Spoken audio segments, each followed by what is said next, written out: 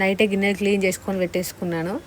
ఇవి కనుక తోమలేదా అనుకో అసలు నైట్ నిద్ర కూడా పట్టదన్నమాట. అందుకే మొత్తం క్లీన్ చేసుకొని పెట్టేసుకున్నాను. కొంతమంది ఏంటంటే అసలు నైట్ తిన్న గిన్నెలు అస్సలు తోమరు, ఎక్కడ చెత్త అక్కడనే అట్నే పెట్టేసి ఉంటారు. అట్లా అస్సలు చేయొద్దండి, ఎందుకంటే చాలా దరిద్రము. నాకు కూడా ఇవేం ముందు తెలియకపోతుండే, నేను పెళ్ళైన తర్వాతనే అన్ని పనులు నేర్చుకున్నాను. ఒకసారి మీరు ట్రై చేయండి, నైటే అన్నీ క్లీన్ చేసుకొని పెట్టుకుంటే చాలా రిలీఫ్గా అనిపిస్తుంది. మనకు కూడా టైం సేఫ్ అవుతుంది అన్నమాట.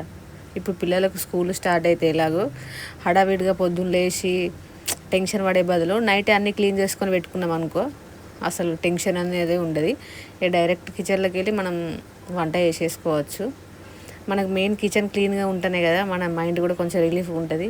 లేదంటే గిన్నెలు గిలాసులు ఎత్తుకుంటే పిల్లల మీద కోపం తీస్తూ ఉంటాం.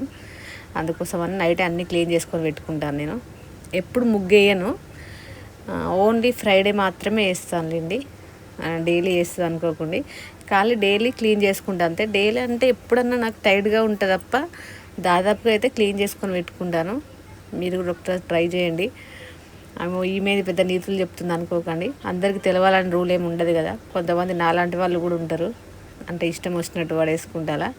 అలా చేస్తే బాగుండదు. అంటే నేను కూడా అక్కడిక్కడ ఫోన్లలో చూసే నేర్చుకున్నాను. అలా ఉంటే దరిద్రం అని చెప్పేసి చెప్తూ ఉంటారు కదా. అందుకే మీకు కూడా ఒకసారి చెప్తున్నా, వీడియోని వస్తే లైక్ చేసి సబ్స్క్రైబ్ చేసుకోవచ్చు కదా.